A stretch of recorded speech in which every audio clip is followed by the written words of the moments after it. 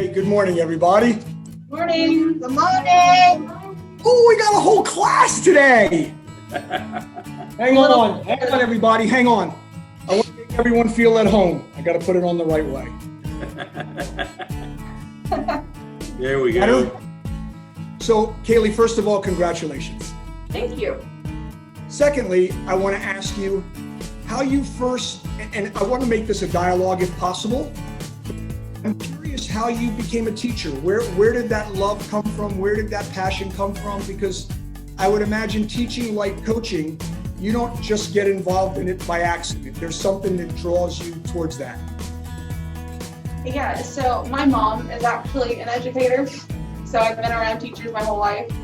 And I kind of just grew up around it. And I have younger brothers, so I always played teacher with them and bossed them around. So I've always wanted to be a teacher. And then when I went to college, it just kind of fell in place, and I loved elementary school. So I thought I was going to be a high school teacher for the longest time. But I loved the little kids.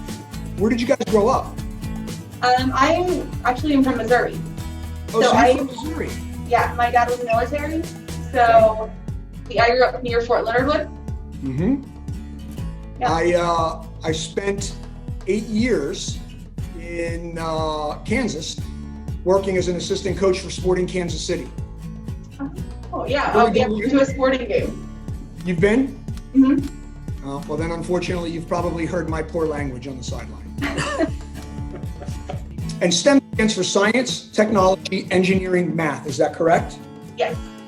So what got you into that area in particular?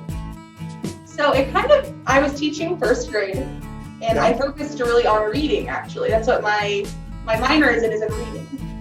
Okay. And they asked me if I wanted to coach ball, and I thought it was a sport. I've never heard of ball, but sure. Okay. And it was robotics. And so I had to learn how to teach kids coding when I had no idea how to code. And I kind of just really fell in love with it. My husband is a computer programmer at Tinker. Okay. He was an amazing amount of help because I had no idea what I was doing. Right. But I really liked it. I really fell in love with it. And then an opportunity came up to be a STEM teacher. And I took it, and I've loved every minute of it.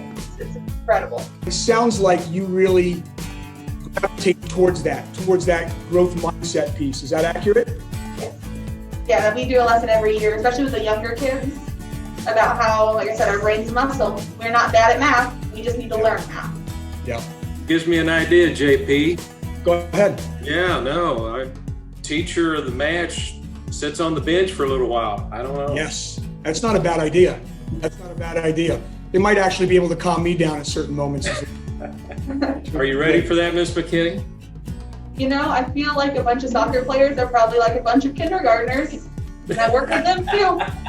Oh, yes, they are. Yes, they are. And sometimes, unfortunately, their teacher or their coach isn't much different. Do you love it because of the curriculum and the stuff that you're teaching, or do you love it because of the people you're teaching it to? I love it for the kids. Okay. I would teach anything. I mean, I do love STEM. STEM is probably my favorite thing to teach so far. But I'm okay with whatever as long as I'm teaching these guys. I do like STEM the best because it is the most fun. They enjoy it, and we get to do some really cool, fun stuff in here. We get to learn to fail. I love that. Mm-hmm. So it's really fun, but the kids are amazing. They're the reason, we come. So I have one last question for you, and it's a selfish one because I'd like to learn from it if I could. What are some of the things that you've done to make your lessons or your influence more impactful, having to do it in this nature and not having the kids in front of you all the time? One thing I really focused on is not overwhelming them. Is making sure that they're having fun and that they're safe and they're cared for before they think anything about what I'm asking them to do at home. So if they're in a place where they're like, I don't think I could do it, I say, that's okay. That's fine. We'll figure it out later. It's not a big deal.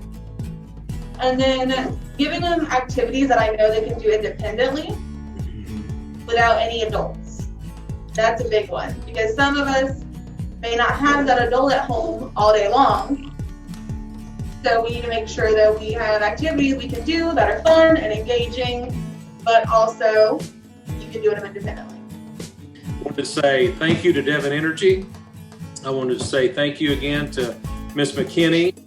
We will be in touch soon. We'll be getting that $1,000 check to you. So I just want to take one more opportunity with the kids, and let's give Ms. McKinney an applause. And thank you for what you do with the kids. Thank you for everything that you're going through right now. Thank you. Thank you very much. It's wonderful meeting you. You beautiful children. You seem to be led by a wonderful person. So continue to lead or to follow her lead. Listen, pay attention, and I'm sure she will lead you in the correct direction.